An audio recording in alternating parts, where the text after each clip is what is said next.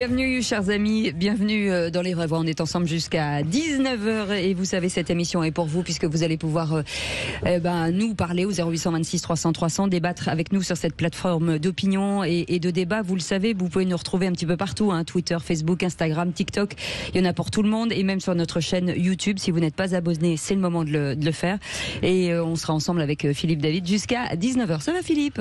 Ah mais il m'est arrivé une chose complètement folle hier soir. Quoi, c'est-à-dire? On se dit au revoir dans le parking avec vous, vous me dites mais qu'est-ce qu'on va faire de toi? Et j'arrive à la maison, je dis une chose très intelligente à ma femme, comme d'habitude, et elle me dit mais qu'est-ce que je vais faire de toi? J'ai l'impression de sortir du boulot, tout le monde me dit la même chose. Comment vous expliquez ça? Eh ben, faut vous poser des questions. Qu'est-ce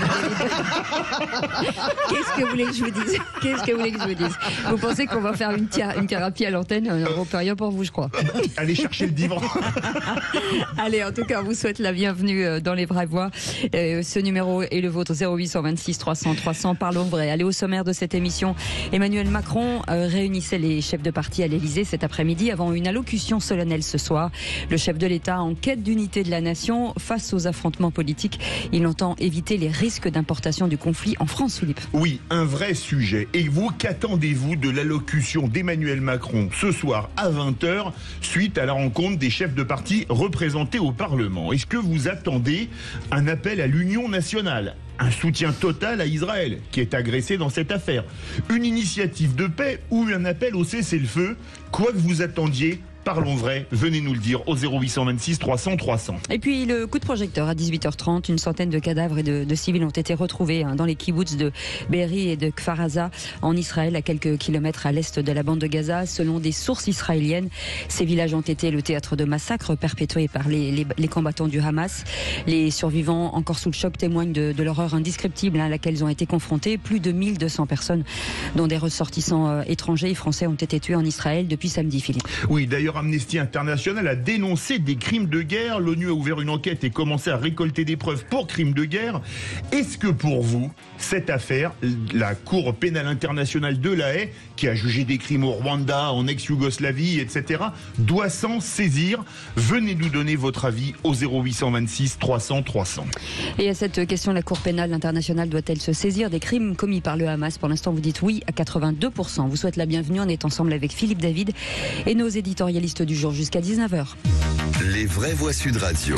Et ils sont beaux, ils sont tout chauds, ils viennent sortir du travail, parce qu'ils ont aussi bon le sable chaud. Bah ouais, mais à part nous, ils ont des activités. Philippe Bilger est avec nous, regardez, président de l'Institut de la Parole. Voilà. Monsieur le Président, bonsoir. Et aujourd'hui, je suis à Sud Radio depuis ce matin très tôt. Je ne quitte pas cette excellente radio. Ah, cette excellente radio, c'est bien de le rappeler. Françoise de Gois est avec nous. Coucou. Comme Bonsoir. chaque jeudi, comme chaque mardi. Ça va? Oui, très bien. Et je me demande ce qu'on va faire de lui, en fait, j'avais cette question. Ce qu'on va faire de Philippe David, on sait pas. Je sais pas, parce que là, du coup, on est trois à se poser la question. Peut-être que Sébastien Ménard. Sa famille nous l'a confié et on se demande pour faire quoi. Mais bon, voilà. On ne sait pas. Voilà. Il y a au moins déjà Philippe Bilger qui se pose pas la question. Ah si, non, mais on va finir par lui donner une importance démesurée. Vous inquiétez pas, on est là, Philippe. Sébastien Ménard est avec nous, entrepreneur dans la food tech et consultant. Bonsoir Sébastien Ménard, comment ça va? Bonsoir à tous, tout va très bien. Quand je suis avec vous, ça va beaucoup mieux. Ah, vous êtes mignon. C'est gentil. Qu'est-ce qu'il est mignon. Et ça vient du cœur, au moins. C'est pas comme certains faux d'air. Sébastien, il était au premier rang dans la classe. Ça se sent. Ça s'entend. Voilà. Madame, moi je sais. Et Philippe, il n'a pas dit la bonne chose. Allez, et comme chaque jour, vous nous laissez des messages sur notre répondeur au 0826 300 300. Écoutez Chris. Bonjour, Chris de Champs-sur-Marne. J'aurais une question pour les vraies voix sur le fait de vouloir expulser ceux qui seraient à l'origine d'actes antisémites, les OQTF. Voilà. Moi, ce qui me choque, c'est que la question n'a pas été posée pour les viols, les violences sur personnes âgées, les meurtres, tout ça, sur les personnes justement. Pose pas la question, est-ce que ça mériterait pas aussi d'être expulsé et qu'on mette le sujet sur le tapis pour les actes antisémites. Je trouve que c'est vraiment injuste, voilà, de ma part. Voilà, c'est mon point de vue. Là-dedans, on oublie les Français, on est prêt à faire des choses pour les autres et les Français eux-mêmes, non, ils subissent. Voilà, je trouve pas ça normal. Bonne soirée. Merci Chris de Champs-sur-Marne. Philippe Bilger. Je suis assez d'accord avec Chris. En même temps, je ne méconnais pas l'importance d'avoir ces mesures de rigueur à l'égard des actes et des propos antisémites, mais je ne vois pas pourquoi on ne les appliquerait pas à l'égard de la criminalité ordinaire. Je suis totalement de cet avis. Évidemment, ça s'adresse à nos compatriotes juifs, mais également, les gens ne comprennent pas pourquoi si peu d'OQTF sont réellement exécutés. Moi, ce qui me gêne dans ce qu'il dit, c'est les Français. C'est-à-dire, et pourquoi nous, les Français? Donc ça veut dire que non, mais lui, ce que je dis, les Français juifs. Non, mais moi, je veux bien. Je sais que vous avez fait la nuance, mais je m'adresse à la personne qui nous est, à Chris, qui nous parle. Quelle est dans son esprit? Ça me fait penser à Raymond Barre quand il y avait l'attentat rue des Rosiers chez Goldenberg. Rue Copernic. Rue Copernic, c'est chez Goldenberg, c'est un autre attentat où il parlait des Français, mais enfin, les Juifs sont des Français comme les autres. C'est ce que je veux dire par là. Donc, mais c'est intéressant qu'il fasse lui-même, qu'il fasse la différence. Ça veut dire qu'il y a quelque chose qui... Après, c'est peut-être il voulait probablement dire que les gens qui attaquent des lieux de culte catholiques, par exemple, doivent être expulsés de la même manière. C'est ce qu'il voulait probablement dire. Mais qui attaque des lieux catholiques? Les lieux les plus profanés sont les lieux de culte catholiques. Ce que je veux dire par là, c'est que qui attaque les lieux catholiques? Quand est-ce qu'ils sont pris et quand est-ce qu'ils sont condamnés, les gens? Là, on parle quand même de gens qui sont condamnés. On est d'accord. Donc sur les condamnations, ça ne me gênerait pas effectivement qu'on expulse comme Philippe Bilger. Et je tenais à relever cette nuance qui dit beaucoup. Je l'avais relevé aussi. D'accord, mais en l'occurrence, c'est moi qui parle. Vous avez vu la maîtresse d'école? Non, mais c'est vrai, quoi. Donc il va y avoir deux maîtresses. Allez, on y va. Le premier de la classe a quand même le droit de parler un peu. Non, mais modulo ce que dit Françoise, qui est tout à fait vrai. Il faut faire quand même un petit peu attention, je dirais, à la dialectique utilisée dans ces temps un peu compliqués. Mais ce que dit Philippe est aussi c'est vrai. C'est-à-dire qu'à un moment donné, si on est capable d'expulser comme ça, sur le pouce, 3 OQTF qui sont pris en flagrant délit d'antisémitisme crasse, il n'y a pas de raison que ça, évidemment, ça ne s'applique pas à d'autres délits et à d'autres peines parfois beaucoup plus graves. Vous l'avez compris, vous pouvez nous laisser vos messages sur notre répondeur 0826 300 300 quand vous voulez. Et Cédric de Béziers est avec nous au même numéro. Bonsoir Cédric. Bonsoir Cédric. Bonsoir à toute l'équipe, bonsoir Sophie Bilger, bonsoir Philippe David. J'ai oublié le nom de notre... Sébastien Ménard et Françoise Degaulle. Salut. Voilà. Salut. Mais c'est vrai, vous avez raison, ils sont moins importants que les autres. C'est vrai, vous avez raison. Moins importants, ils ont tous une importance. Non, c'est vrai. Non, on plaisante. Allez, on vous écoute. On vous écoute, voilà. Cédric. Je voulais passer un coup de gueule parce que c'est vrai qu'en fait, depuis 6 jours, on a une seule information sur toutes les chaînes de télé, sur toutes les chaînes de radio, alors qu'en fait, il se passe beaucoup de choses en France dont on ne parle pas. Je vais rebondir notamment sur notre future autoroute A69 qui va nous coûter une blinde et qui va nous coûter en tant que nous, comment on appelle ça, citoyens, quasi 17 à 19 euros l'aller-retour. Toulouse-Castres. Donc à un moment donné, ça serait je crois la deuxième plus chère de France. Je crois qu'il faut qu'on arrête cette bêtise. On a d'énormes facilités pour aller de Toulouse à Castres. J'ai la carte devant moi, donc je l'invente pas, mais je le fais régulièrement. Donc A68, A680 et on arrive à Castres. Ou alors on peut très bien prendre la D112 et on arrive à Castres aussi. Il n'y a pas de problème. La route, elle a été refaite il y a 2 ans et demi, je crois, en double voie sur une grande partie. Faut arrêter. Je pense qu'il faut arrêter. C'est juste je trouve que c'est une comment on appelle ça, quelque chose pour nous faire cracher encore de l'argent. Il y en a qui la prendront, bien sûr. Il va y avoir des sociétés également qui la prendront également avec les poids lourds. Donc je sais de quoi je parle. Mais en majeure partie, on a une facilité pour aller là-bas. Je pense que c'est inopérant. C'est une énorme bêtise de faire quelque chose comme ça. On a de quoi faire, on a des belles routes, elles sont propres, elles sont bien entretenues. Il n'y a pas de raison de parler d'un seul sujet en ce moment sur toutes les chaînes de télé, sur toutes les chaînes de radio, et de ne pas penser à notre petite France. C'est série un peu. Philippe Bilger. Non, je veux dire, il a raison d'introduire un sujet qui lui tient à cœur, même dans la tragédie mondiale. C'est vrai. Oui, mais la tragédie, elle n'est pas que mondiale. Je vous rappelle quand même qu'il y a 11 Français tués, 18 Français probablement en otage, donc ça n'est jamais arrivé depuis Karachi qu'il y ait autant de Français pris en otage. Donc je suis désolé je comprends très bien, il y a un peu une monomanie de l'info, mais il y a quelque chose qui nous touche profondément aujourd'hui dans ce conflit. Sur l'autoroute, vous n'avez pas les mêmes arguments que nos amis écologistes, mais je peux comprendre que ces 300 hectares de terre 400 hectares de terre qui vont disparaître, des centaines de fermes touchées, donc je suis d'accord avec vous, c'est complètement inutile. Allez, vous restez avec nous, Cédric, bien entendu, puisque vous êtes notre vraie voix du jour. Dans un instant, Félix Mathieu sera avec nous pour les 3 mots dans l'actu et le réquisitoire du procureur. Philippe, on va parler de quoi ? Je n'ai jamais aimé Black Lives Matter et je le confirme. Et on en parlera dans quelques instants. Et vos appels 0826 300 300. Aude vous attend. À tout de suite. Comme chaque jour, très bien accompagné, Philippe Bilger, président de l'Institut de la Parole. Françoise Degois est avec nous aujourd'hui, éditorialiste, et Sébastien Ménard, entrepreneur dans la foodtech et consultant. Et bien entendu, vous, au 0826 300 300, on voit Aude qui nous sourit, qui vous attend avec joie et bonheur. Dans un instant, avec Félix Mathieu, les 3 mots dans l'actu. Bonsoir Félix. Bonsoir.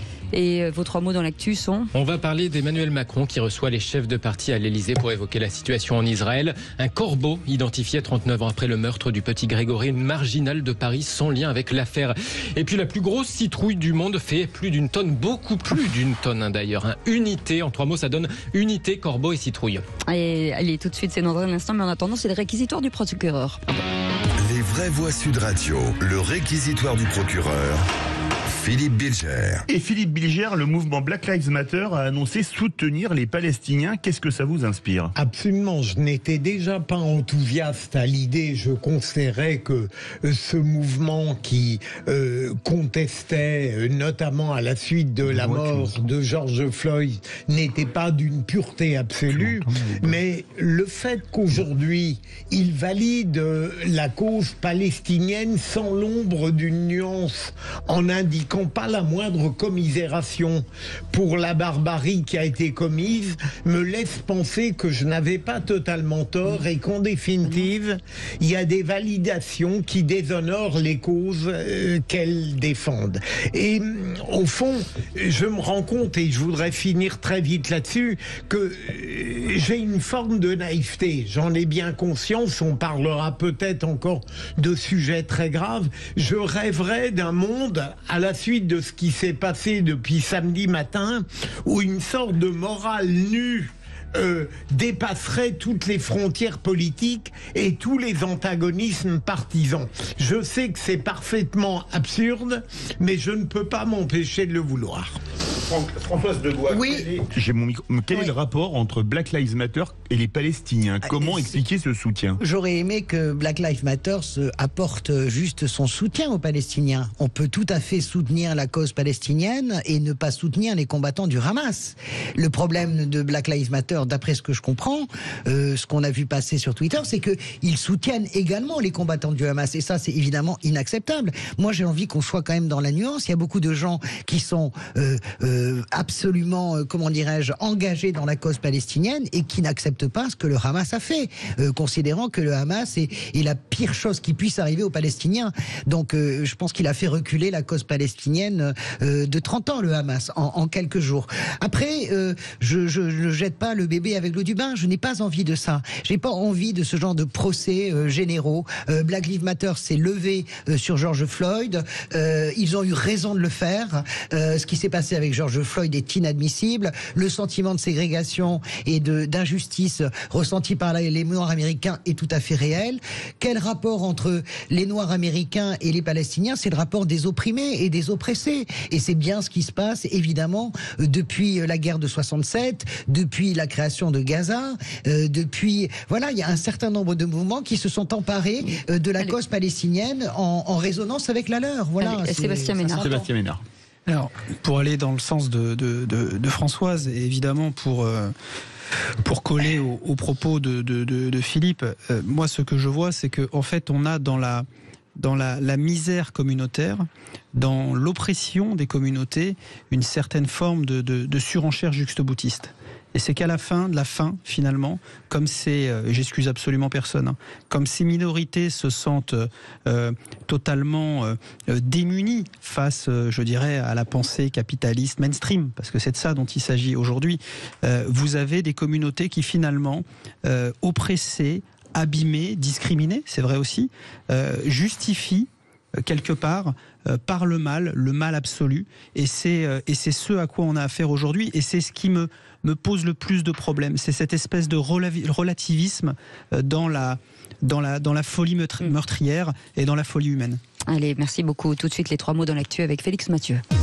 Les vraies voix Sud Radio. Bonsoir Félix. Bonsoir tout le monde. Et 3 mots dans l'actu qui sont unité, corbeau et citrouille. 4 enfants parmi les 17 disparus français en Israël, annonce Emmanuel Macron devant les chefs de parti réunis à l'Elysée. Il prendra la parole à 20h. Objectif, unité de la nation pour ne pas importer le conflit en France. Un corbeau identifié 39 ans après l'affaire du petit Grégory. Une femme désœuvrée habitant Paris sans lien avec l'affaire. Elle avait envoyé une lettre de menace aux grands-parents 9 mois après le meurtre de l'enfant. Et puis un sujet plus léger mais une très grosse méga courge. À votre avis, combien pèse la plus grosse citrouille du monde ? Eh bien la réponse dans quelques minutes. Les vraies voix Sud Radio.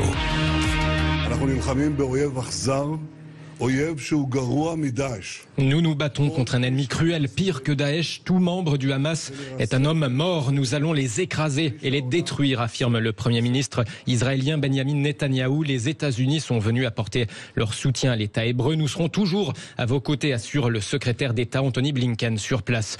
Pendant ce temps, en France, Emmanuel Macron a précisé le bilan humain aux différents partis réunis à l'Elysée. Au moins 12 Français tués, mais aussi 17 disparus français, parmi lesquels 4 enfants. Objectif de cette invitation, puis de l'allocution présidentielle tout à l'heure ce soir à 20h, faire bloc au-delà des dissensions politiques. Pourtant, ce matin à l'Assemblée nationale, le Proche-Orient s'est invité dans une séquence qui n'avait rien à voir initialement. Le Rassemblement national présentait un texte sur l'endométriose à l'occasion de sa niche parlementaire.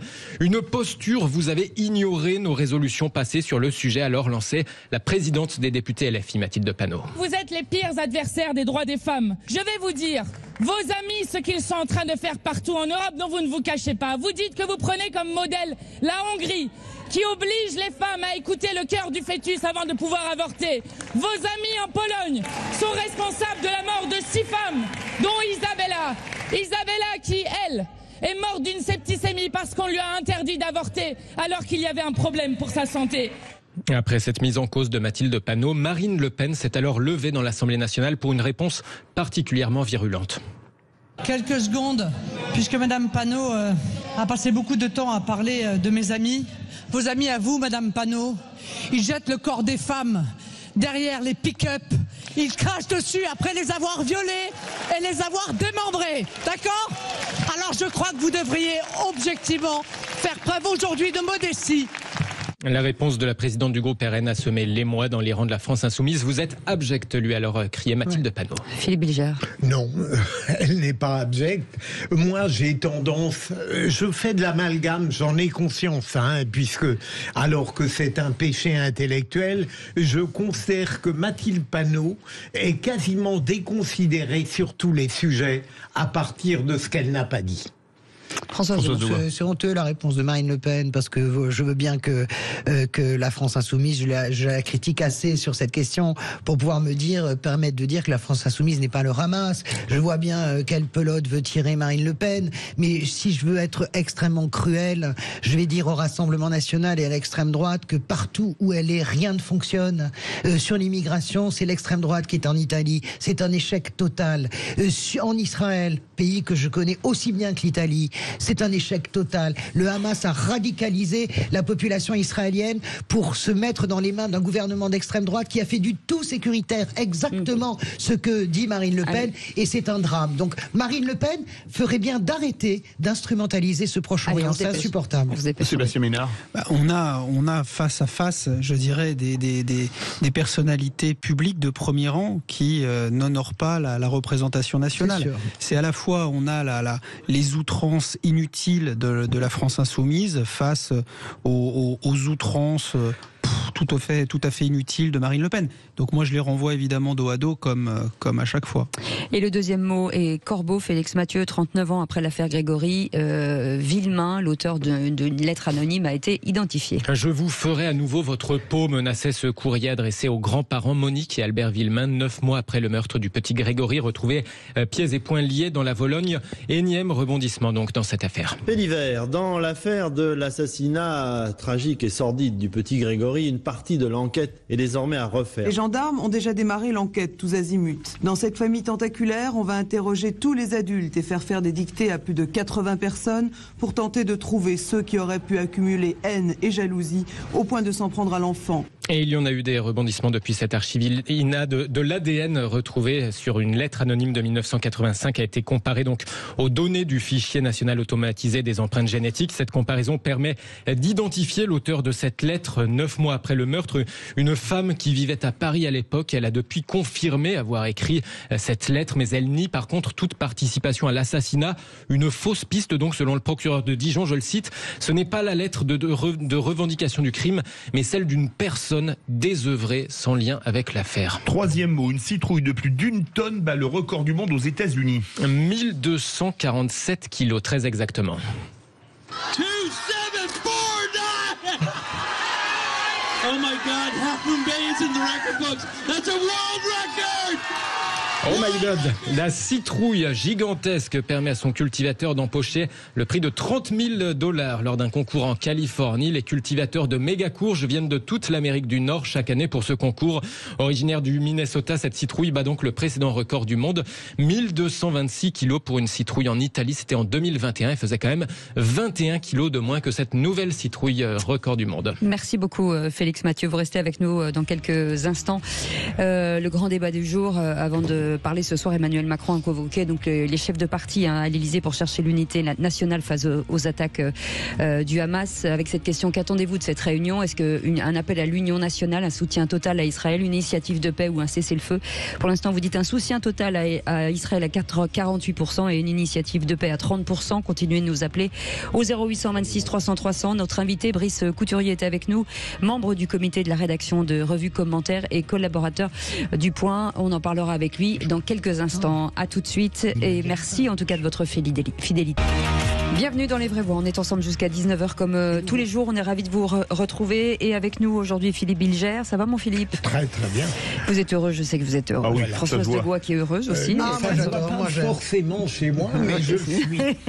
C'est vrai que c'est pas forcément un état. Vous êtes plutôt dans un état de méditation. Je n'ai pas les capacités d'éclat de rire de mon ami Philippe David qui rit de ses propres mots. Voilà, c'est ça. Ça s'appelle du narcissisme. Et vous avez compris qui est que capable de rire de tout.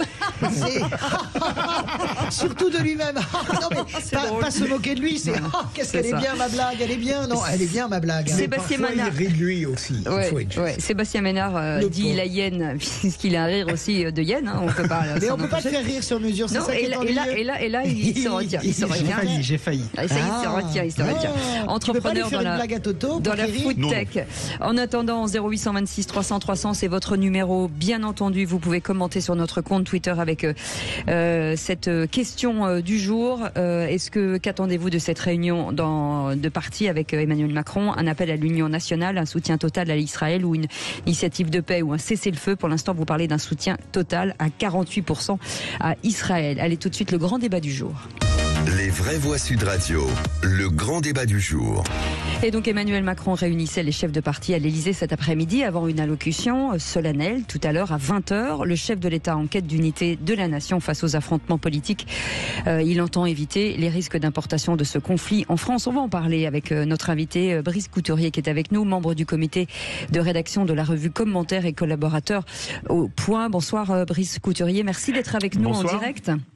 Merci de me recevoir dans votre émission. Avec plaisir. Avant de revenir vers vous, Brice Couturier, forcément, cette union nationale, unité de la nation, enfin, je ne sais pas comment on peut l'appeler, en tout cas, est-ce que c'est possible pour vous, selon vous, Philippe Bilger? En tout cas, il était nécessaire que le président de la République réunisse à nouveau l'ensemble des forces politiques, parce que la tragédie le justifiait, c'est clair. Alors ensuite, je ne suis pas persuadé, et ça n'est pas sa faute, que au-delà de la compassion, des hommages, de la volonté d'unité, de la consolation du pays, il puisse proposer des solutions politiques qui ne dépendent pas de la France. Mais juste un mot, et tout à l'heure Brice Couturier certainement nous apportera des lumières là-dessus.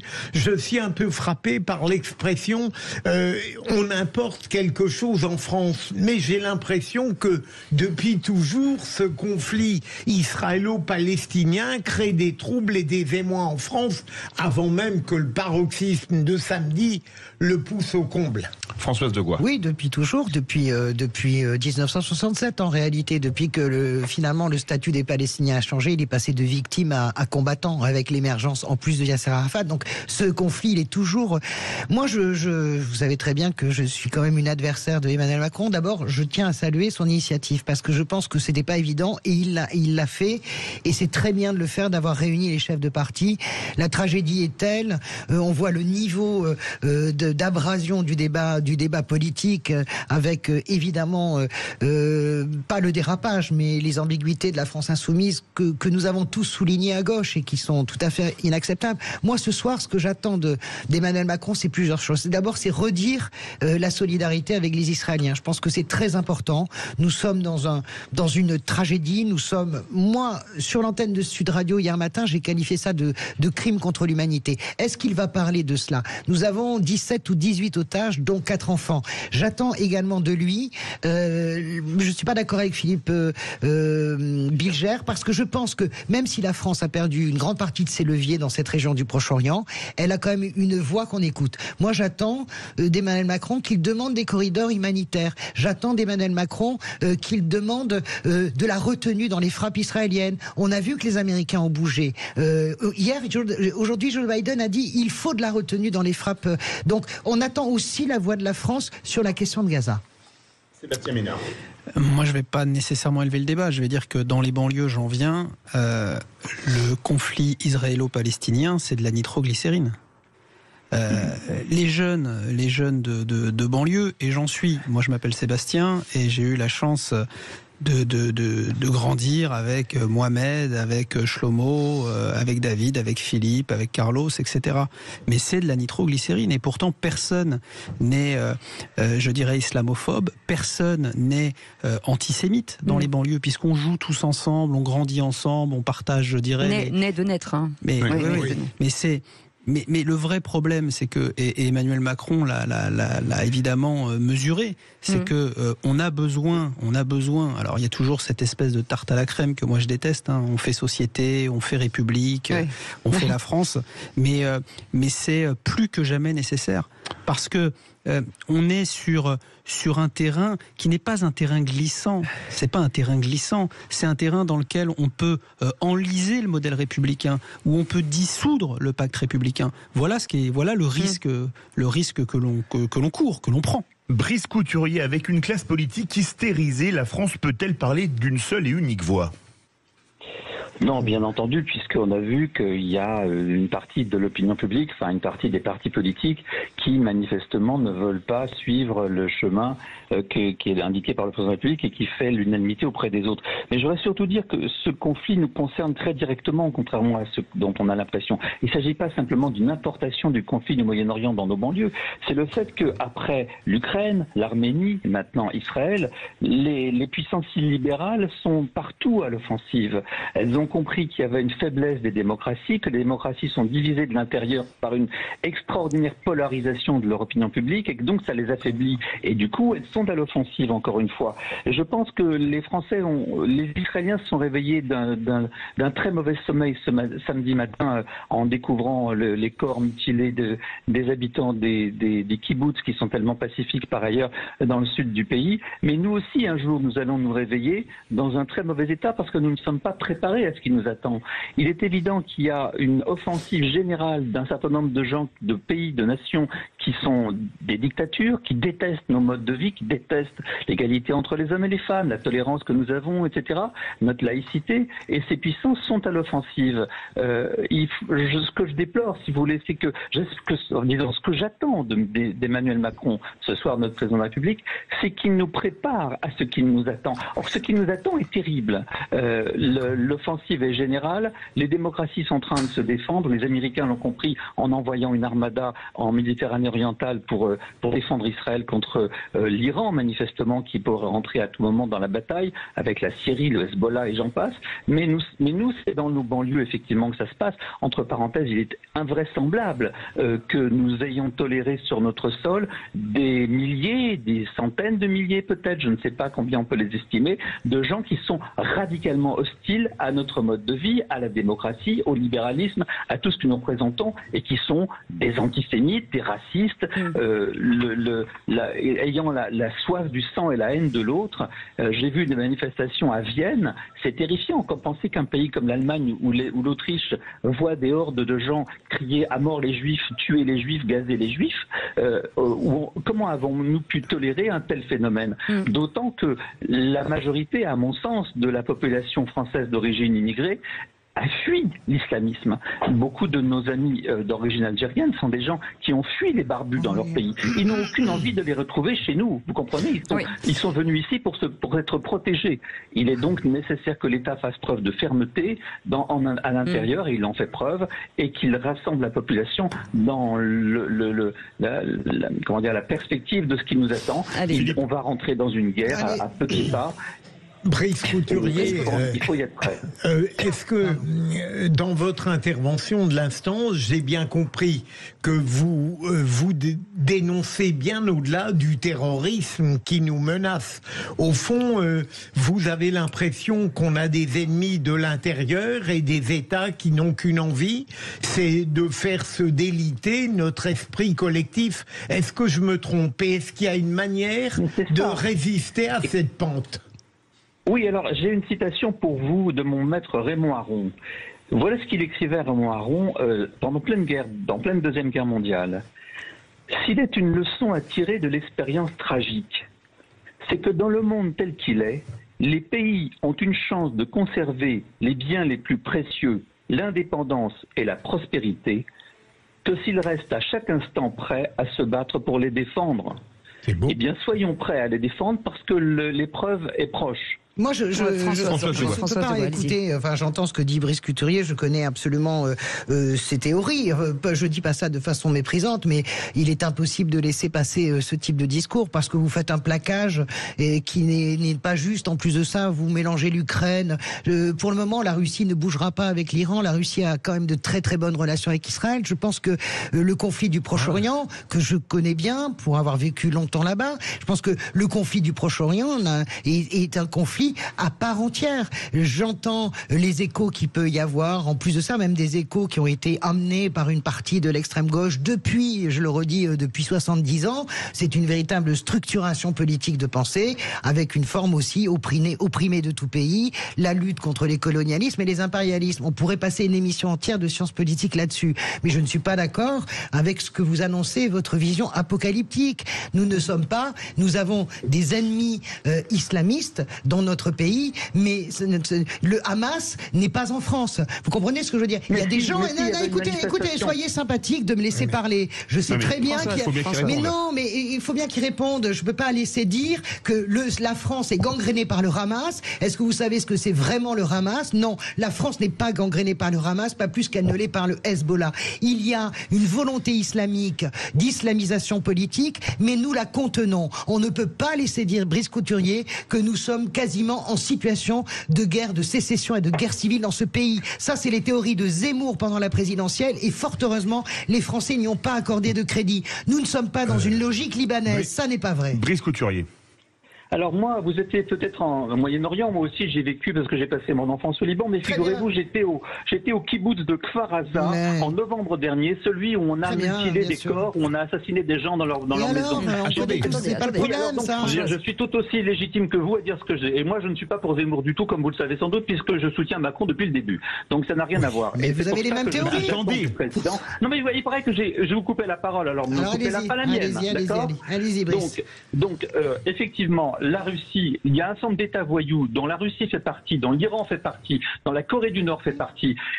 Ces pays sont à l'offensive contre l'ordre international libéral qui est le nôtre, contre la démocratie qui est la nôtre, qui se détestent parce qu'il y a un risque de contagion dans leur propre pays. Et on voit le reste du monde qui attend de voir comment ça va tourner. Tous ces pays sont de mèche, ils n'ont pas besoin de lancer leurs opérations contre nous de manière coordonnée, mais elles sont successives et nous allons vers un affrontement avec ces puissances. Allez, ça sera peut-être à Taïwan, ça sera peut-être ailleurs, mais nous sommes aujourd'hui dans une... Et vous allez voir que Macron va l'annoncer ce soir parce qu'il en a parfaitement conscience, contrairement à vous. Restez avec nous, Brice Couturier. Sébastien Ménard. Et après, on prend Cédric qui est avec nous de Béziers. Qu'on ait envie d'amalgamer tout le monde sur n'importe quoi et avec n'importe qui, pas sérieux. Me semble, voilà, faut garder le sens de la mesure. De là à dire que il y a effectivement des problèmes identitaires, communautaires en France, qu'on a évidemment, je dirais, des gens prêts à faire tomber le système. Voilà, parce que c'est ce qu'on voit, je dirais, à longueur de manifestations, avec les Black Blocs, etc., etc. Mais de dire qu'il y a une espèce de conspiration dans notre pays qui serait susceptible de faire en sorte qu'une communauté nous organise une nuit des longs couteaux, etc. Tout ça me fait, j'ai envie de dire, très peur et rire à la fois et sourire. On est en France, la France est une grande puissance, qu'on se le dise, avec un système politique.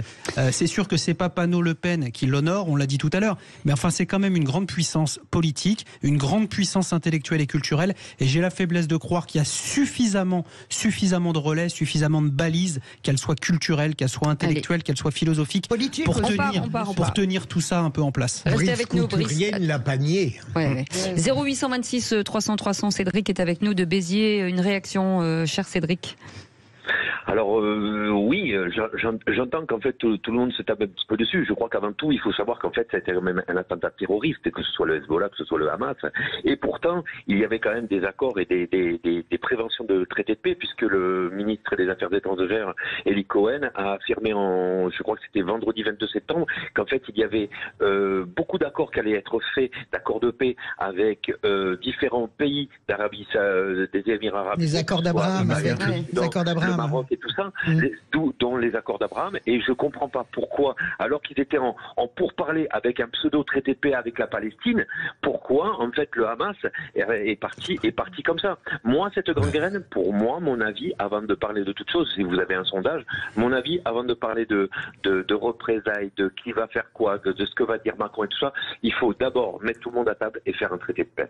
C'est la base de toutes les colères qu'il peut y avoir. Vous avez raison, c'est tous ces gelés, tous ces vitrifiés avec l'échec des accords de tabac en 2001. C'est vrai que depuis 2001, tout est gelé. Et pour répondre sur la question des accords d'Abraham, c'est un peu un double langage du ministre israélien, parce que la réalité, c'est que les accords d'Abraham oubliaient complètement le sort des Palestiniens. Et bien sûr que le Hamas, son sujet, et le Hezbollah et l'Iran, c'est justement que Israël ne signe pas des traités de paix avec les autres nations arabes. Brice Couturier, le mot de la fin, il y a une voie de sortie pour la France. En tout cas, est-ce que la France peut jouer une carte ? La France, elle est dans l'Europe. C'est l'Europe qui peut jouer une carte. Il y aurait une carte qui serait très simple à jouer, je vais vous l'indiquer, pour faire libérer nos otages, car nous avons des otages français et européens aujourd'hui entre les mains du Hamas qui risque de les massacrer. Il faudrait couper les vivres. Hamas indirectement à travers vous savez que l'Union européenne finance la bande de Gaza. Elle fait bien parce que c'est une population civile qui ne mérite pas d'être réduite aux extrémités. Mais en attendant, il serait sain que l'Union européenne fasse savoir que tant que les otages européens et israéliens ne sont pas libérés, nous coupons les vivres, parce qu'une bonne partie de cet argent est détournée par le Hamas. Merci beaucoup, Brice Couturier, d'avoir été avec nous. En tout cas, aujourd'hui, membre du comité de la rédaction de Revue Commentaires et puis collaborateur au Point. Dans un instant, on se détend à chaque fois. C'est un peu le sommet enneigé parce qu'il y a des glissades. Il y a beaucoup de glissades dans ce jeu du quiz de l'actu. On est avec Françoise Degois, Sébastien Ménard, Philippe Bilger et Cédric qui va jouer avec nous dans quelques instants au Qui c'est qui l'a dit au quiz de l'actu. À tout de suite. Les vraies voix Sud Radio, 17h-20h, Philippe David, Cécile de Ménibus. Bienvenue dans les vraies voix, vous avez la crème de la crème, hein, je vous le dis. On les a triés sur le volet aujourd'hui. Les vraies voix. On a pris Philippe Bilger parce que vous le prenez tous les jours, mais c'est normal. Parce que parce que c'est un peu Dieu sur terre. J'ai envie de vous dire. Il dit pas toujours que il dit parfois des conneries. Ce serait bien, en le qualifiant de Dieu sur terre, que vous arrêtiez de le sous-estimer. Ah oui. Oh, mais dites donc, Philippe Bilger, mais qu'est-ce qu'il a il a un truc à vous demander. C'est des hyperboles dont on. Je me suis toujours demandé si vous n'étiez pas une galaxie en fait. Vous tout seul, vous voyez. Oui, je ne sais même pas ce que c'est. Et en parlant de galaxie, notre deuxième étoile, Françoise Degois est avec nous. Mais qu'est-ce qu'elle est classe. Sébastien Ménard est avec nous, entrepreneur de la foodtech et consultant. C'est un trou noir, non? Oui, c'est un trou noir, oui, c'est le Big Bang à lui tout seul. Merci. Et Cédric de Béziers est avec nous pour le quiz de l'actu. Les vraies voix Sud Radio, le quiz de l'actu. Ça va, Cédric? Ça va très bien. Voilà, j'entends, ça se bouscule un petit peu, mais oui, ça casse un peu, ça tacle un peu. Mais c'est bien, on aime bien. Allez, Cédric, vous répondez le premier et les autres, si vous n'avez pas la bonne réponse, répondent juste derrière vous. Écoutez bien, Cédric. Qui c'est qui l'a dit? Les deux seules organisations qui ont été montées par l'ONU comme étant des organisations terroristes sont Al-Qaïda et Daesh. Point final. Là, je sais pas. Mélenchon. Bonne réponse de Françoise Degois. Jean-Luc Mélenchon. Qui c'est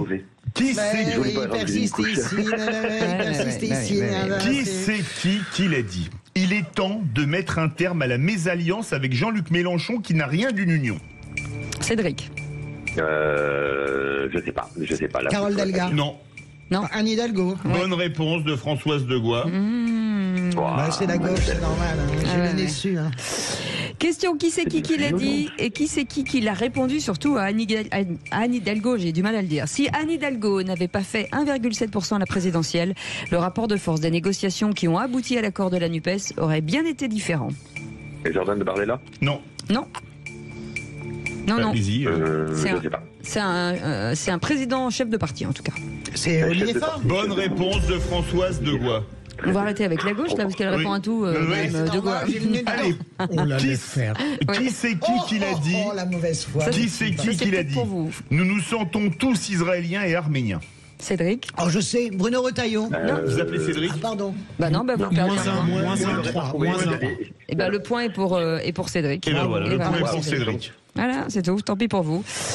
À l'Assemblée, au Sénat. Oui, c'est pas la peine de la ramener. Vous avez triché. C'est bizarre que Philippe Bilger savait pas. J'attendais. Il a pareil eu. Oui, il attendait Cédric. Il y en a qui. Mais qu'est-ce que il y en a qui respectent les règles. Je respecte les règles. C'est vous le jésuite en fait. J'accuse Philippe Bilger d'être jésuite. Vous êtes un jésuite. Ça c'est non, mais je mets de la liberté dans l'ordre.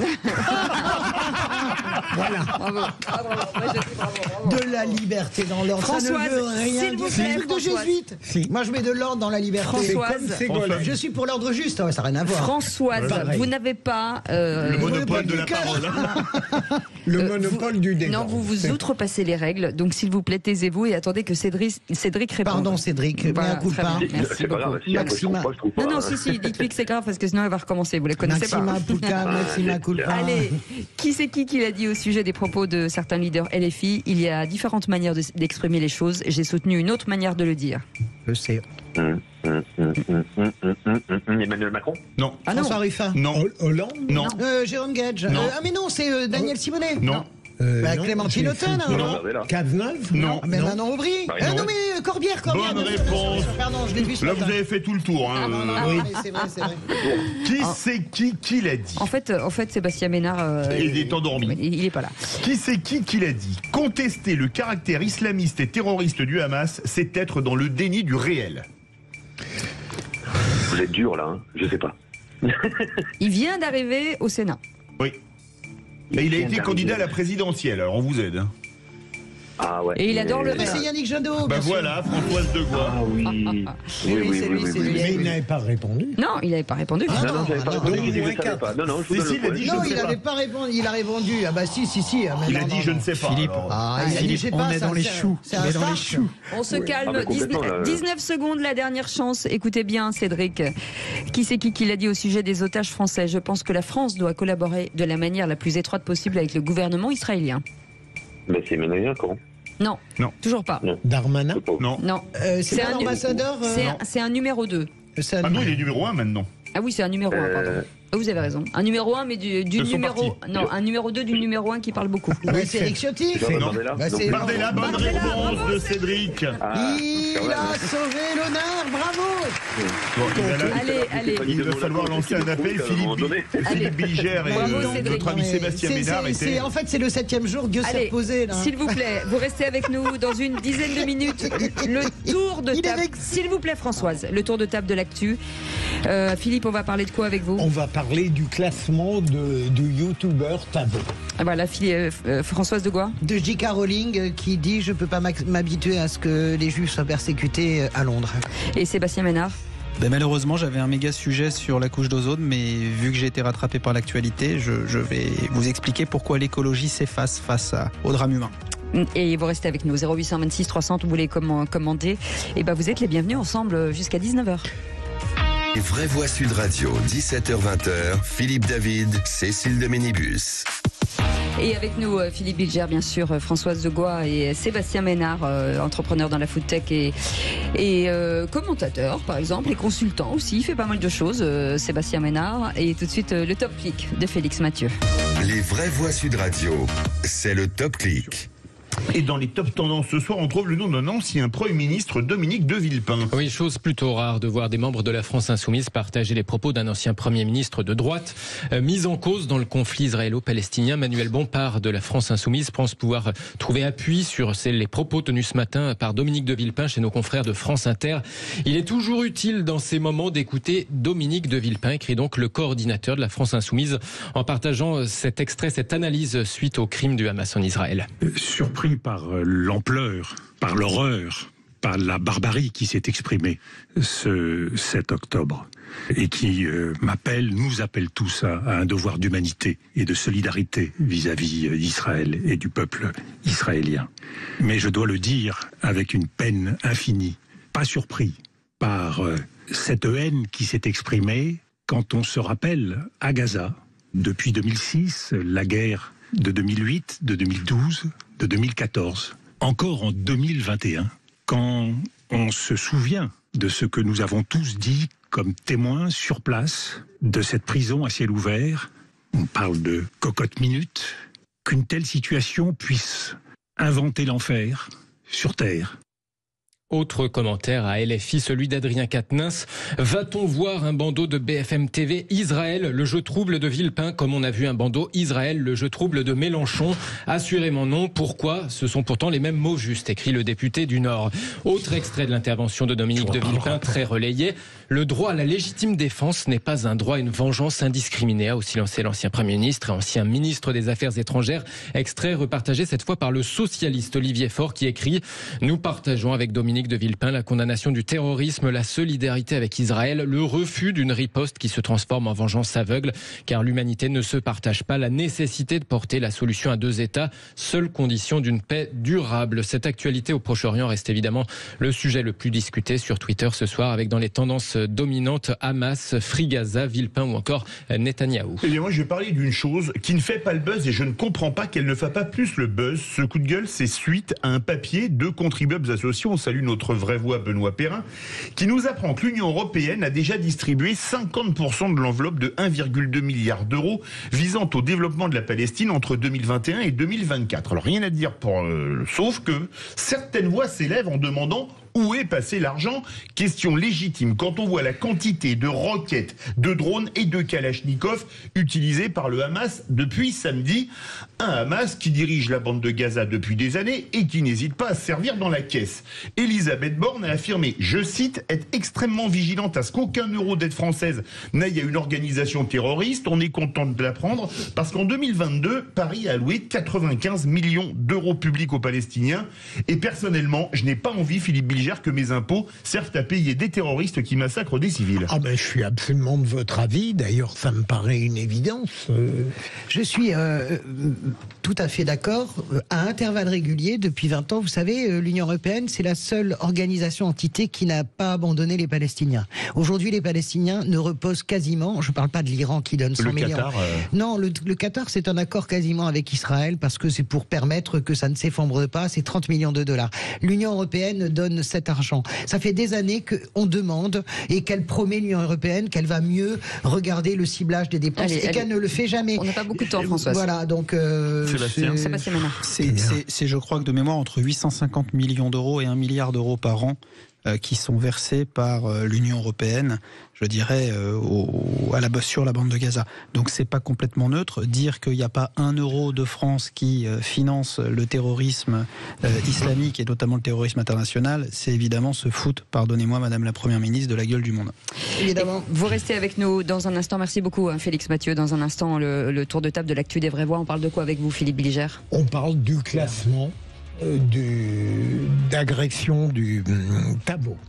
Avec vous, Françoise Degois. J.K. Rowling qui lance un coup de gueule en Grande-Bretagne. Pas possible que les étudiants juifs soient obligés d'aller à l'école en cachant leur judéité. Et avec vous, Sébastien Ménard. Quelque part de ce tsunami mortifère qui prend le pas sur toutes les actualités, même parfois tout aussi importantes que la préservation de la planète. On vous attend au standard, vous les commentez, bien entendu, plateforme de débat et d'opinion. C'est le 0826 300 300. N'hésitez pas, on vous attend jusqu'à 19h. À tout de suite. Les vraies voix Sud Radio, 17h-20h, Philippe David, Cécile de Ménibus. Les vraies voix Sud Radio, 17h-20h, Philippe David, Cécile de Ménibus. Très bien accompagné ce soir avec Philippe Bilger, président de l'Institut de la Parole, Françoise Degois qui est avec nous, éditorialiste, Sébastien Ménard, entrepreneur dans la food tech et consultant, et bien sûr vous au 0826 300 300, vous pouvez d'ores et déjà vous inscrire dans quelques instants. Plus de 1200 personnes, dont des ressortissants étrangers et français, ont été tués en Israël depuis samedi. Plusieurs ONG dénoncent des crimes de guerre. On en parlera bien entendu avec cette question du jour. La Cour d'appel internationale doit-elle se saisir des crimes commis par le Hamas? Pour l'instant, vous dites un grand oui à 83%, mais tout de suite, le tour de table de l'actu. Regardez les actualités régionales. Tour à tour, finaux. On pourrait faire des choses. On discute jamais business à table. Je crois qu'on a vu sur des sujets. Il me demande mon avis sur l'actualité. Je pilote. Le tour de table de l'actualité. Et Philippe Bilger, vous voulez parler de l'enquête visant l'ex-youtubeur Normand Tavo pour viol et corruption de mineurs qui a été classée sans suite. Oui, ce qui m'a intéressé, il a eu beaucoup de succès, il en a peut-être toujours, Norman, mais l'affaire a été classée, les affaires ont été classées sans suite pour deux motifs. Le premier, au prétexte que les échanges préliminaires étaient d'emblée sexualisés entre lui et les jeunes filles et que donc il n'y a pas eu de violation d'un quelconque consentement. C'est la deuxième raison qui me plaît davantage, si j'ose dire, parce qu'elle pourrait être appliquée à d'autres affaires. On entend souvent des jeunes femmes ou même des mineurs dire la personne avait une telle notoriété qu'en réalité elle faisait presque subir une emprise sur ma liberté et qu'au fond j'étais totalement dépendante.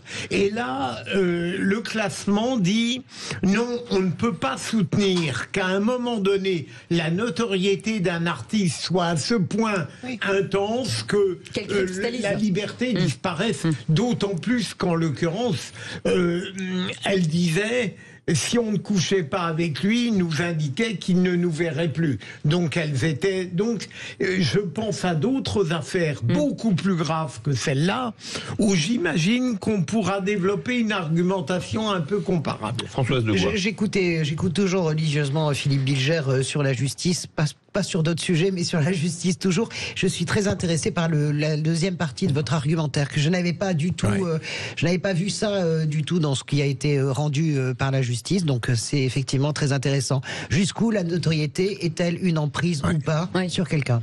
C'est un vrai Sébastien sujet. Ménard. Donc jurisprudence peut-être pour vous, selon vous, ça fera jurisprudence apparemment, ça ou pas?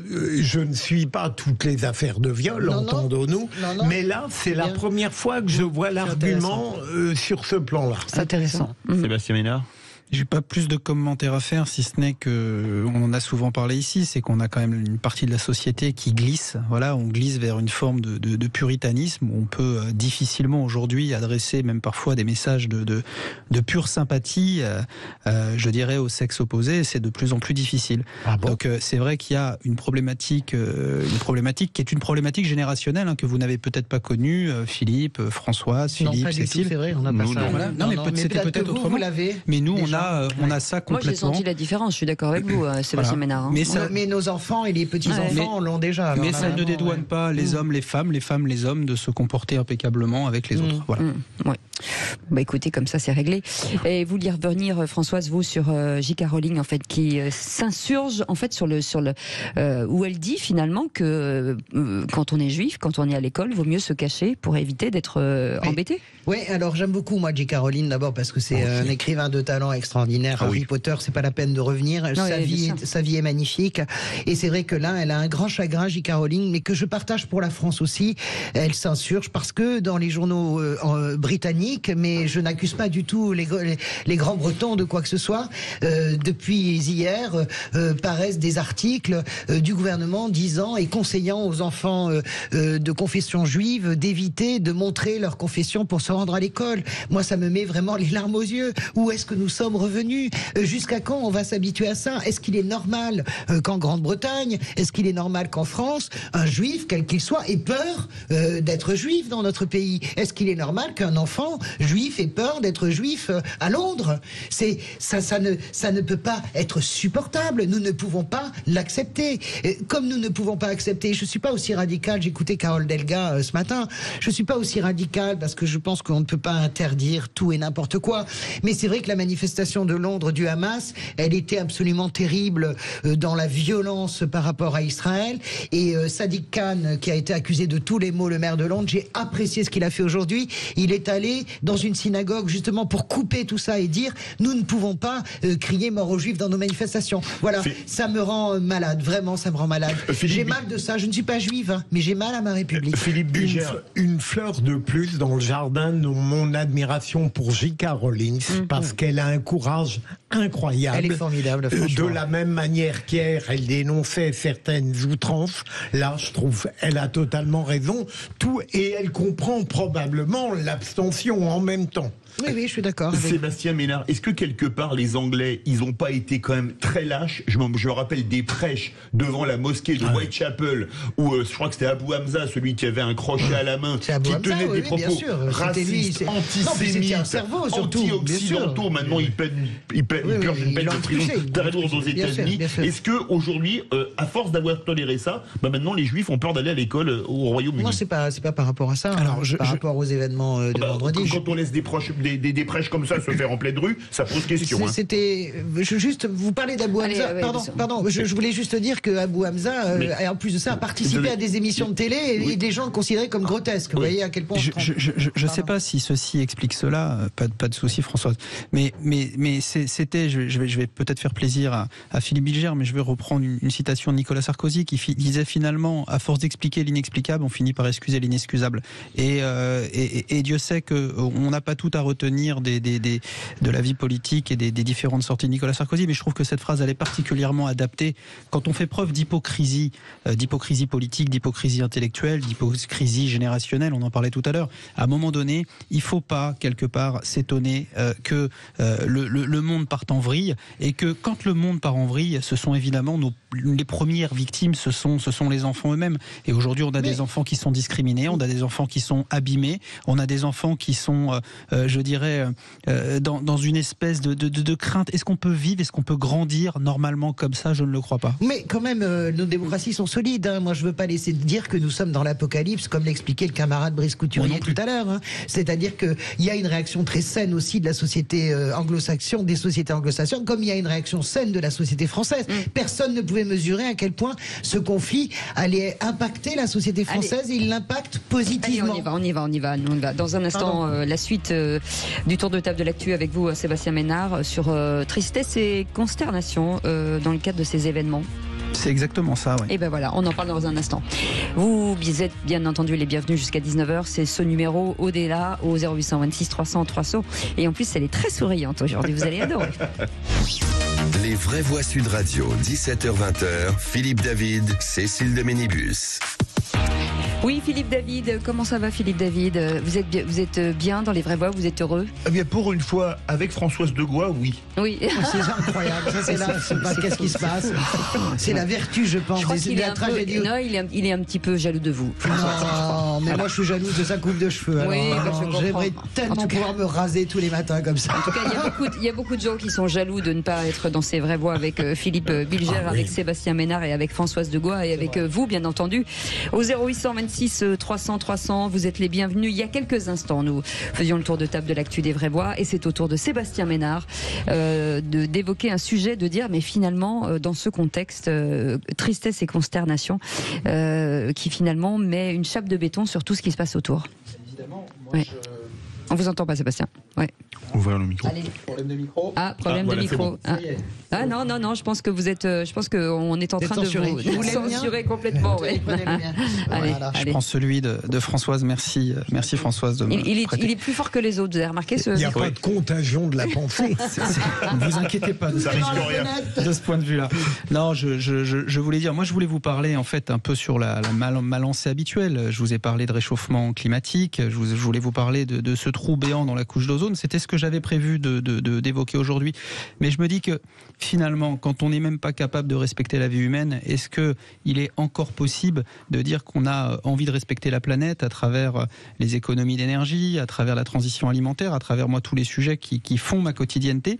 Donc, je m'interroge. Voilà, je m'interroge si finalement on n'a pas d'autres problèmes prioritaires à régler. C'est-à-dire aimer la vie, c'est peut-être d'abord aimer, et ça peut paraître candide et naïf, mais c'est peut-être aimer son prochain.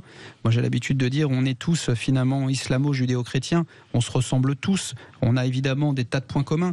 Alors, une fois que j'ai dit tout ça, je me dis que finalement, c'est peut-être par l'écologie, peut-être par le respect de la vie sur Terre, dans son ensemble, qu'on arrivera peut-être, j'espère en tout cas, à se réconcilier. Mais c'est vrai que mes sujets semblent toutes, en tout cas depuis un peu plus d'une semaine maintenant, assez légers quand on voit le niveau de barbarie, d'ignominie dans lequel l'actualité nous a plongés les uns, les unes, les autres. Voilà, donc consternation et tristesse, mais interrogation. Je rejoins totalement Sébastien. D'ailleurs, je crois l'avoir dit il y a 2 ou 3 jours. C'est une tragédie, une barbarie qui, pour l'instant, étouffe tout le reste. C'est normal, mais heureusement, on va instiller peu à peu des sujets, non pas pour rire forcément, mais pour penser aussi qu'il y a des problèmes français qui touchent nos concitoyens. Et pourtant, François, il va bien falloir faire retourner la machine, en fait. Il faut bien qu'elle redémarre d'une manière ou d'une autre. Mais de toute façon, elle est bloquée parce que c'est pas émotionnel, c'est tout simplement une histoire humaine qui nous touche profondément. Je voulais juste dire à Sébastien que nous sommes tous des êtres humains, mais que voilà, vous oubliez complètement l'Asie qui n'est ni judéo-chrétienne ni musulmane. Donc, elle fait partie aussi de la planète. Donc, c'est un petit. Le point, c'est qu'il y a une très belle phrase de Hölderlin que j'aime profondément et qui dit là où croit le péril, croit également ce qui sauve. Donc, je pense que de ce péril-là, c'est tellement heurtant, c'est tellement éprouvant, c'est tellement violent. Je fais partie des gens qui pensent que de ce chaos-là, au sens du péril et de ce qui nous ébranle profondément, va sortir quelque chose de positif. Ce n'est pas du gnangnatisme, je le crois profondément. C'est un phénomène naturel de la vie. Je suis absolument certaine que nous allons tirer les leçons collectivement de tout ce qui est en train de se passer. Et pourtant, il ne faudra pas écraser tout ce qui se passe autour, Sébastien Ménard. Évidemment pas. Évidemment pas. Il va falloir continuer à adresser tous ces sujets qui permettront à la vie de se poursuivre, à la vie humaine, à la vie animale, à la vie végétale. C'est des sujets qui sont évidemment éminemment importants, mais qui sont en tout cas depuis quelques heures, depuis quelques jours malheureusement sous cloche. J'aime beaucoup, comme vous, Françoise, la belle phrase d'Hölderlin, mais la seule chose où je suis un peu plus pessimiste que vous, c'est qu'il faut tout de même des personnalités exceptionnelles à un moment donné bien sûr, pour faire du péril quelque chose qui C'est pour ça que je pense que tout sera politique, tout passera par l'émergence d'une classe dirigeante palestinienne digne de ce nom et d'une classe dirigeante israélienne digne de ce nom. Je voulais dire par rapport à l'écologie que quand il n'y a pas la guerre, parce que malheureusement nous avons un tropisme de parler que de la guerre au Proche-Orient, mais il y a des choses en matière d'écologie exceptionnelles qui se font entre le monde arabe et Israël. Je pense notamment l'incroyable opération pour sauver le Jourdain. Et donc vous voyez Sébastien, c'est comme le soleil, il y a les nuages, mais le soleil continue de briller. La vie quand même, elle est protégée aussi. Merci beaucoup, vous restez avec nous, on fait une petite pause dans quelques instants. Plus de 1200 personnes, dont des ressortissants étrangers et français, ont été tués en Israël depuis l'attaque massive du Hamas. Plusieurs ONG dénoncent des crimes de guerre. Justement, on vous pose cette question, est-ce que finalement la Cour pénale internationale doit se saisir de ces crimes commis par le Hamas? Pour l'instant, vous dites oui à plus de 85%. Et Patrick Baudouin est avec nous, président de la Ligue des droits de l'homme et avocat. Bonsoir, merci d'être avec nous, maître. Bonsoir. Bonsoir. Petite question avant de faire une petite pause. Est-ce que finalement, sur les attaques de Hamas, peut-on parler de crimes contre l'humanité? Bon, il peut y avoir une discussion possible sur la qualification crime de guerre, crime contre l'humanité. On le développera peut-être un peu plus. Bon, mais on peut rentrer dans le crime contre l'humanité qui, si vous voulez, pour simplifier, dans la définition du statut de la Cour pénale internationale, ce sont des actes du type de ceux barbares qui viennent d'être accomplis samedi dernier, qui sont commis, je cite, dans le cadre d'une attaque généralisée ou systématique lancée contre toute population civile, j'insiste, contre toute population civile, et en connaissance de cette attaque. Donc je pense qu'on peut s'interroger si ce n'est crime contre l'humanité, aussi la notion de crime de guerre, mais on peut en parler un peu plus si vous le souhaitez. Absolument, avec joie. En tout cas, merci d'être avec nous. Restez là, 0826 300 300, vous avez des questions à poser, vous êtes les bienvenus. On est ensemble jusqu'à 19h, à tout de suite. 7h20, Philippe David, Cécile de Ménibus. C'est la dernière ligne droite des Vrais Voix. On est ensemble jusqu'à 19h avec Philippe David et avec nos éditorialistes du jour. Philippe Bilger est là avec nous, Françoise Degois et Sébastien Ménard. Et tout de suite, le coup de projecteur des Vrais Voix. Les Vrais Voix Sud Radio, 17. Les Vrais Voix Sud Radio, le coup de projecteur des Vraies Voix. Et une centaine de cadavres de civils massacrés par le Hamas ont été retrouvés dans le kibboutz de Be'eri et de Kfar Aza en Israël, à quelques kilomètres à l'est de la bande de Gaza. Les survivants, encore sous le choc, témoignent encore et encore de l'horreur indescriptible à laquelle ils ont été confrontés. Le bilan des attaques en Israël est passé à plus de 1200 morts selon l'armée israélienne. Du côté palestinien, on dénombre 900 personnes aujourd'hui décédées aussi. On en parle avec notre invité pour en parler. Patrick Baudouin, président de la Ligue des droits de l'homme, est avec nous et avocat. Philippe. Est-ce que d'après vous, la CPI doit mener l'enquête et sanctionner le Hamas pour crime de guerre? Est-ce qu'elle a le pouvoir de le faire? Et est-ce qu'on est dans le cadre de crimes de guerre et de crimes contre l'humanité? Venez réagir au 0826 300 300. Et pour le moment, vous êtes plus de 80% à penser que la CPI doit se pencher sur les crimes menés par le Hamas. Philippe Bilger. Évidemment, je ne ferai pas, après avoir décrit au cours des jours précédents le caractère inouï de ce qui s'est produit en Israël, qui relève d'une barbarie pure et nue, et qui n'appelle pas de comparaison. On n'est plus dans le deux poids deux mesures, donc je ne serai évidemment pas choqué par le fait que la Cour pénale internationale soit saisie de cela.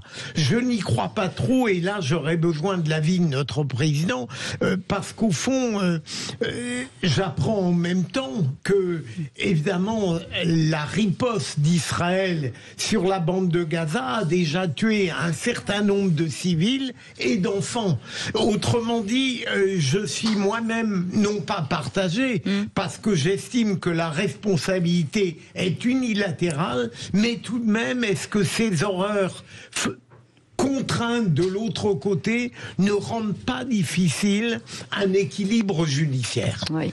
Françoise Degois. Moi, je pense qu'on est dans des crimes contre l'humanité. J'ai déjà développé ça hier matin. J'entendais Patrick Baudouin qui disait que ça rentre en plus dans la définition. Ce qui s'est passé à Kfar Aza et à Be'eri est tout à fait inacceptable, intolérable. Ensuite, sur la réponse israélienne, il y a le droit légitime de chaque État à se défendre. La question est, est-ce qu'on rentre rentre dans ce droit de la guerre qui est assez clairement défini. Est-ce que la riposte est proportionnée ou pas? Ça, c'est un vrai sujet.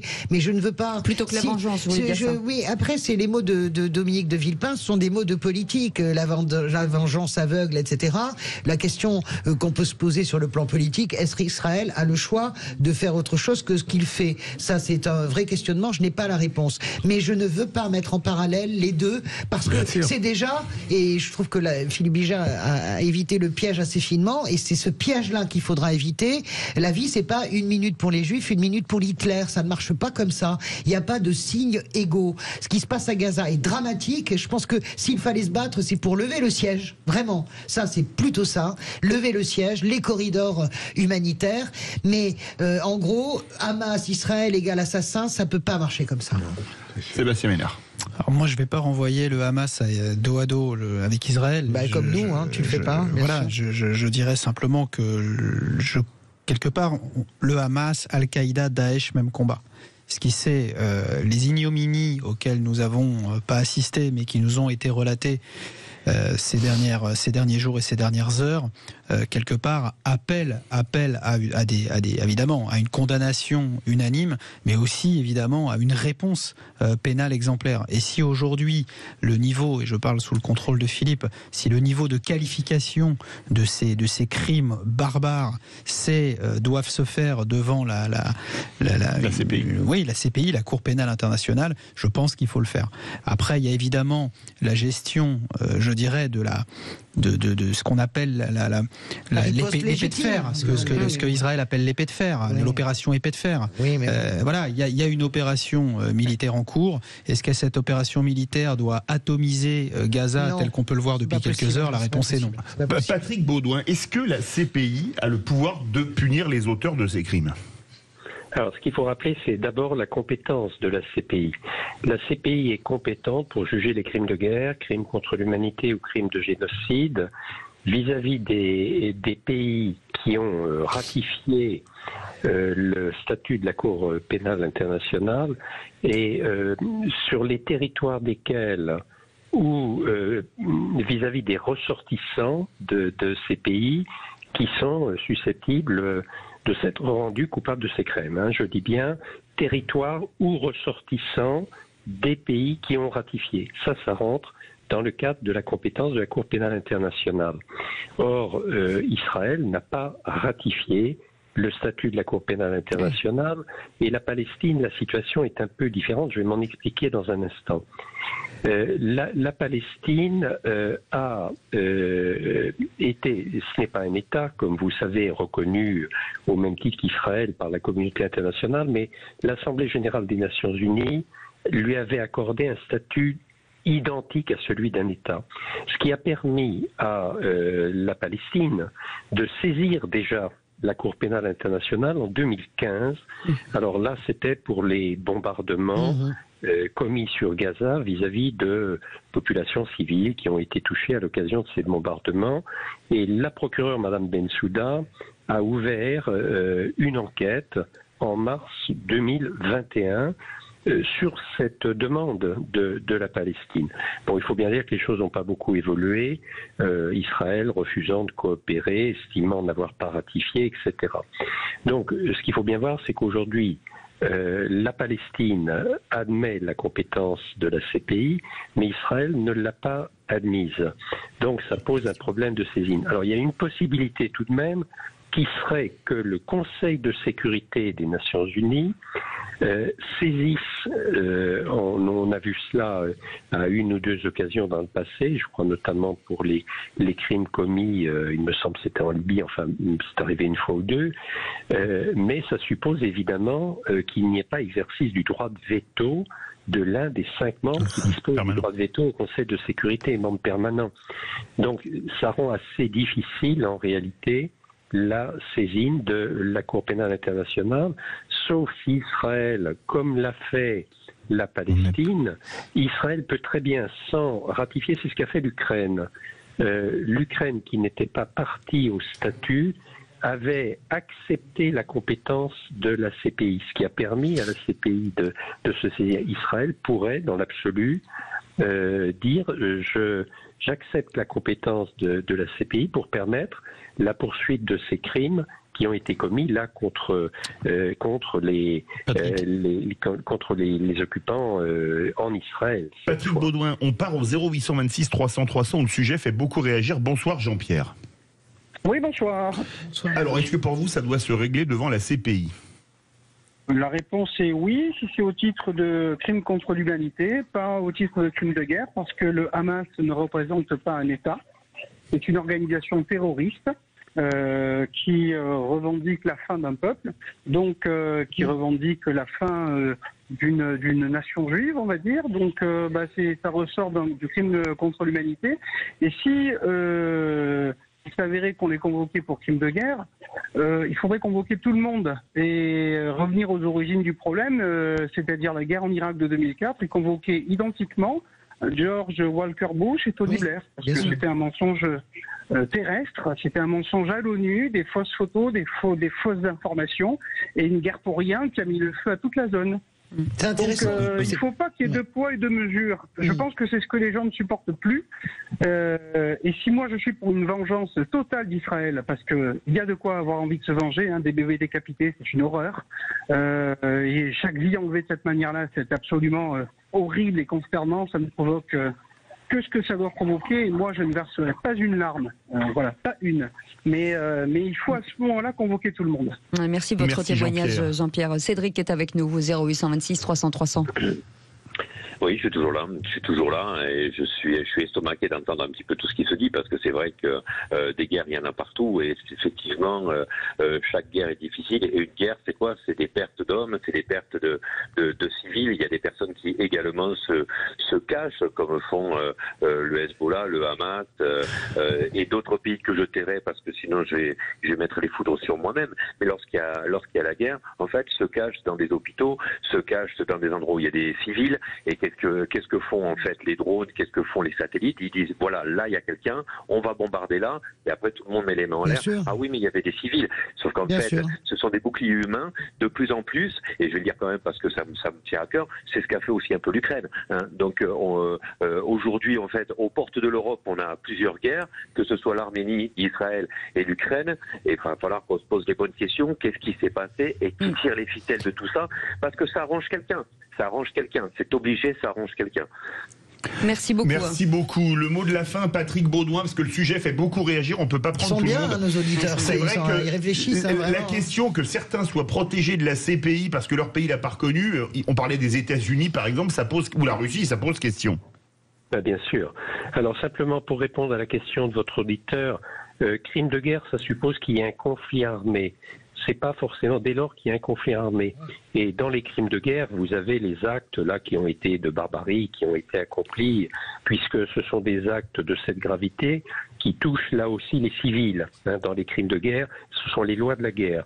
Alors le crime contre l'humanité reprend finalement quasiment les mêmes actes criminels extrêmement graves de barbarie, de crimes internationaux. Mais il faut, comme je l'ai dit tout à l'heure, que ça rentre dans un cadre généralisé, systématique, qui est lancé vraiment d'une façon coordonnée. Et ça semble avoir été le cas là, dans l'initiative du Hamas. C'est pour ça que j'ai parlé de crimes contre l'humanité, contre une population civile en connaissance de cette attaque. C'est la définition du statut de la CPI. La définition en droit français est un peu différente, on ne va pas rentrer dans du juridisme, elle est un peu plus compliquée à mettre en œuvre à la limite. Mais là, je pense qu'effectivement, la Cour pénale internationale pourrait être saisie sous les réserves émises, parce qu'il faut reconnaître sa compétence pour tout ce qui touche les populations civiles et dans le cadre de crimes contre l'humanité, à minima évidemment de crimes de guerre. Merci beaucoup Patrick Baudouin, avocat et président de la Ligue des droits de l'homme. Absolument, merci beaucoup Philippe Bilger d'avoir été avec nous. Merci Françoise Debois, merci beaucoup Sébastien Ménard, merci à tous nos auditeurs au 0826 300 300. Dans un instant, on va vous parler automobile.